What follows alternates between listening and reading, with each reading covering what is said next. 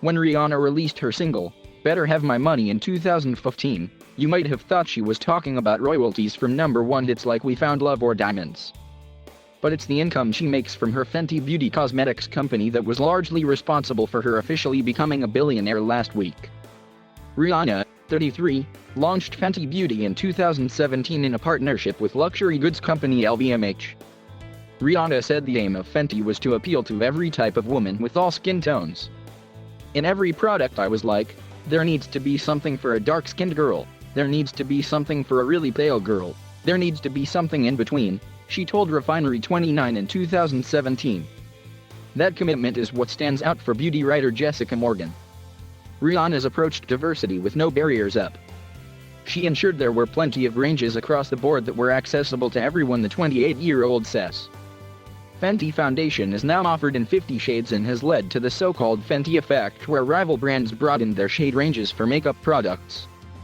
Jessica uses foundation from the range, and says though it shouldn't have felt like it at the time, it was revolutionary when it launched in 2017. I was able to find the exact shade match to my skin, which has been the bane of my life since I was born, she says.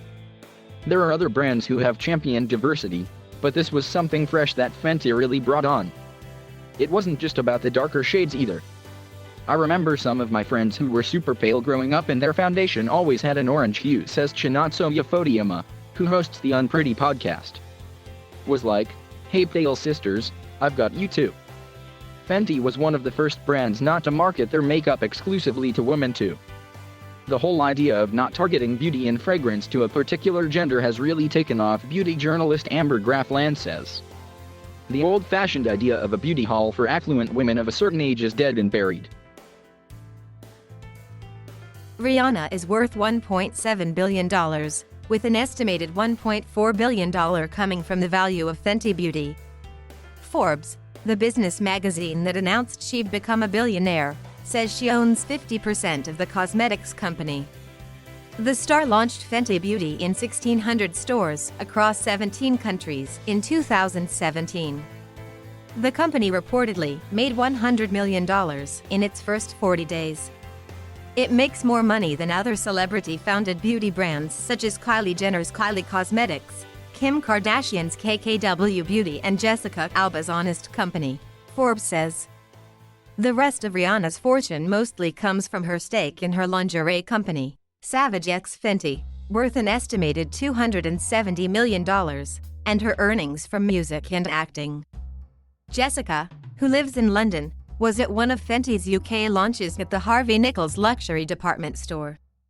She says, at the time people felt it might be an exclusive brand. And while Fenty's not the cheapest makeup on the shelves, it is available in high street shops such as Boots.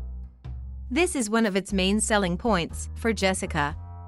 She used to live in Southend and says, with limited shades to match her skin, finding the right foundation often involved long trips to department stores in London. But Fenty wasn't the first brand to offer a range of darker shades. It's not new, to be honest. When it launched, I didn't feel like, oh finally at all, Chinatso says. I'd already found my foundation. I'm very much married to Bobbi Brown. But Chinatso, who's from Wakefield but lives in Hackney, admits having a brand with more shades to offer is definitely more convenient. Not having to have that experience of going to a department store's beauty hall and trying every single brand to try and find your perfect shade, that's almost taken away by the fact that you can just go to the Fenty counter. Fenty's website states it's a cruelty-free brand that doesn't test products or ingredients on animals. Amber says it really has led the way, showing up bigger brands as out of touch for not acting sooner. Consumers are more savvy and knowledgeable than ever. They shop around and only put their money where their heart is, and it's clearly in cruelty-free, diverse, inclusive brands, she says.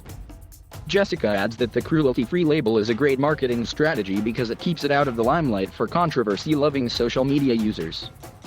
Being in 2021, there's no excuse to not have all those ethical elements in your products.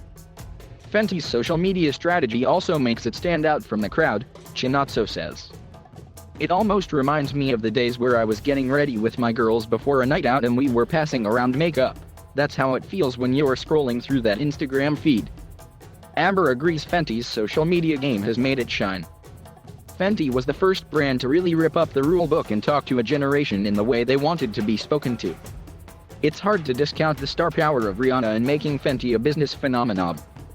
While many fans have been waiting eagerly since 2016 for new music, a quick look at her Instagram page with 103 million followers shows more Fenty than music. I think what people really love about her is the connection to the brand. You can see she uses and speaks about the products in a really authentic way, says Jessica. And in case you missed it, Rihanna's just added a perfume to her Fenty collection. It seems becoming a billionaire hasn't stopped her entrepreneurial drive.